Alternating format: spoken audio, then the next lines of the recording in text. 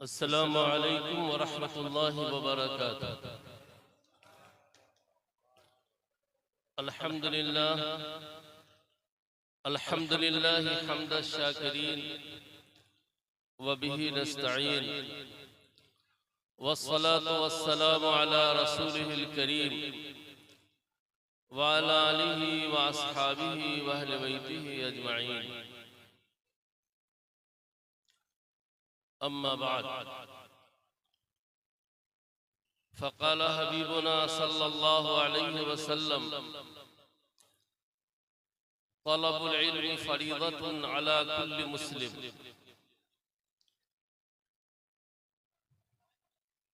सदक़ हबीबुना सल्लल्लाहु अलैहि वसल्लम।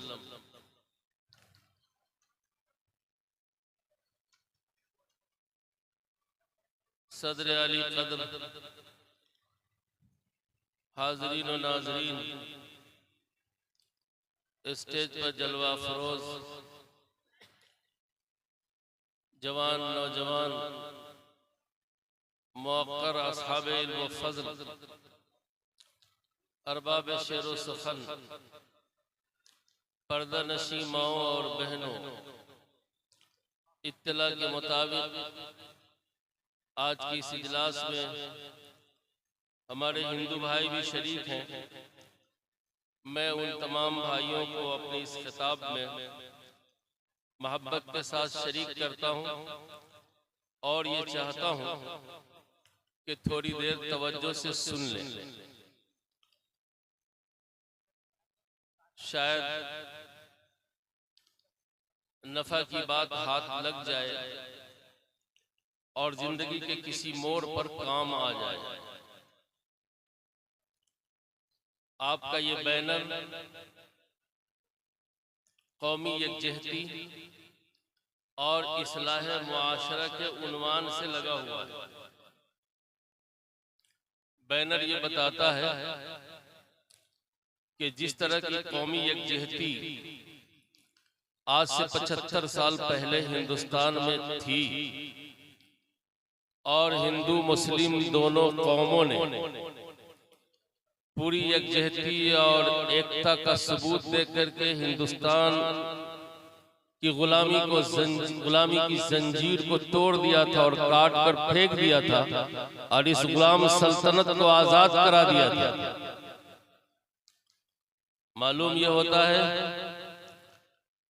कि हिंदू और मुसलमानों की यकजहती से मुल्क आजाद हो सकता है, तो हिंदू और मुसलमानों की यकजहती के बगैर ये मुल्क आबाद भी नहीं हो सकता।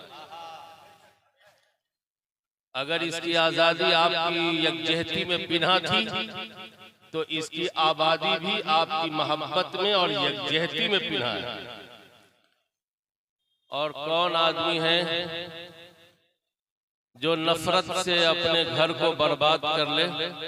घर कभी छोटा होता है, बड़ा होता है। हमारा हिंदुस्तान भी एक घर है और बड़ा है।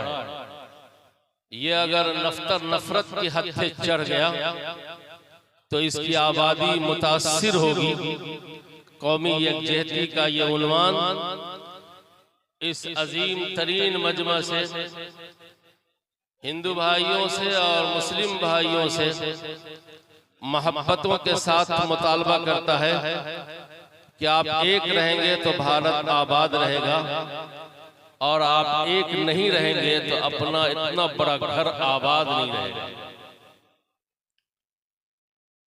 तो जिस तरह की यकजहती हिंदुस्तान की आजादी से पहले इस मुल्क में हिंदू भाइयों और मुस्लिम भाइयों की थी, आज फिर जरूरत महसूस हो रही है कि हमारे हिंदू भाई, मुस्लिम भाई सब कौमी बुनियाद पर, मुल्की बुनियाद पर, इंसानी बुनियाद पर और जमहूरियत की जो एक किताब है जिसको भारत का आईन कहा जाता है, भारत का दस्तूर कहा जाता है, उस किताब पर एतमाद करके, यकीन करके मोहब्बतों के साथ जीने का फैसला करें।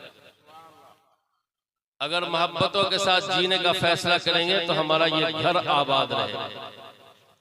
कौमी यकजहती के इस उन्वान का ये मुतालबा है और उसकी कई बुनियादें हैं लेकिन इस वक्त मैंने उसको अपने मौजू का हिस्सा नहीं बनाया है, इसलिए छोटा सा इक़्तिबास आपकी खिदमत में अर्ज कर दिया है।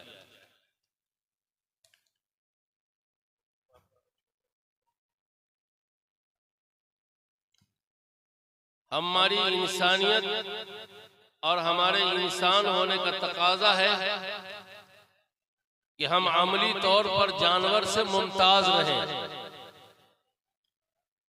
भारत में कोई ऐसा जानवर अब तक नहीं पैदा हुआ मेरी मालूमात के मुताबिक, चाहे वो जितना बड़ा खूनखार हो और अपनी फैमिली के किसी मेंबर का वो मर्डर कर दे। कोई जानवर अगर हो आपके इल्म में तो मुझे बताइएगा, मेरी मालूमात में इजाफा होगा।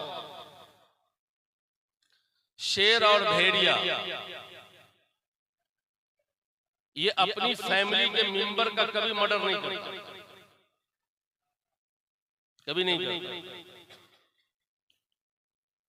वो उसका नाम जानवर है, उसका नाम दरिंदा है और उसको खूनखार कहा जाता है। लेकिन वो कितना अच्छा है कि आज तक इलेक्ट्रॉनिक मीडिया और प्रिंट मीडिया और सोशल मीडिया में ये खबर नहीं आई कि किसी शेर ने अपनी ही फैमिली के मेंबर का मर्डर कर दिया या किसी भेड़िया ने अपनी फैमिली का मर्डर कर दिया हो। लेकिन इंसानों, अब ये किस्मत हमारे और आपकी नहीं रही, अब ये मुकद्दर हमारे और आपका नहीं रहा। इलेक्ट्रॉनिक मीडिया हो या प्रिंट मीडिया या सोशल मीडिया, ये सब का सब भरा हुआ है कि एक इंसान अपनी ही फैमिली के इंसान का कातिल बन जाता है और उसका खून बहा देता है।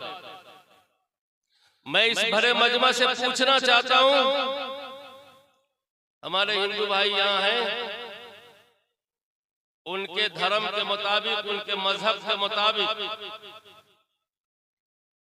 जिसके एहतराम करने की तालीम इस वक्त अगर भारत के आसमान के नीचे और भारत की जमीन के ऊपर अगर किसी कॉलेज में, किसी यूनिवर्सिटी में अगर दी जाती है तो उसका नाम सिर्फ और सिर्फ मदरसा है। शायद आप इबारत भूल गए आप इबारत। हिंदू भाइयों के मजहबी मकामात, मजहबी शख्सियात और मजहबी रस्म रिवाज के एहतराम की तालीम अगर भारत के आसमान के नीचे और भारत की जमीन के ऊपर अगर कहीं दी जाती है तो उसका नाम सिर्फ मदरसा। मदरसा का सिलेबस देखिए क्या है।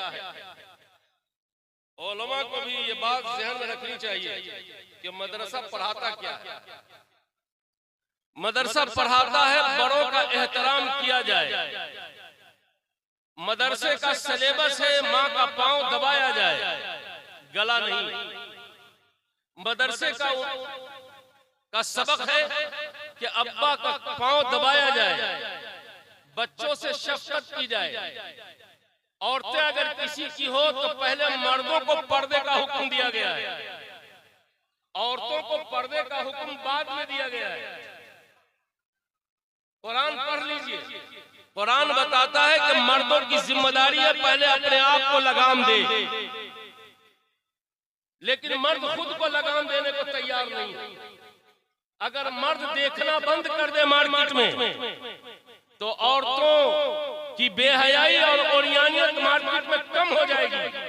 देखने वाले ज्यादा हैं, इसलिए अंदर से उसको जज्बा उभरता है कि जब तक हम नहीं जाएंगे मेकअप की दुकान बंद करके, मेकअप करके नहीं, अब तो मेकअप कर, पहले मेकअप होता था 50 साल पहले, अब तो मेकअप की दुकान चलती है मार्केट में, मेकअप नहीं चलता।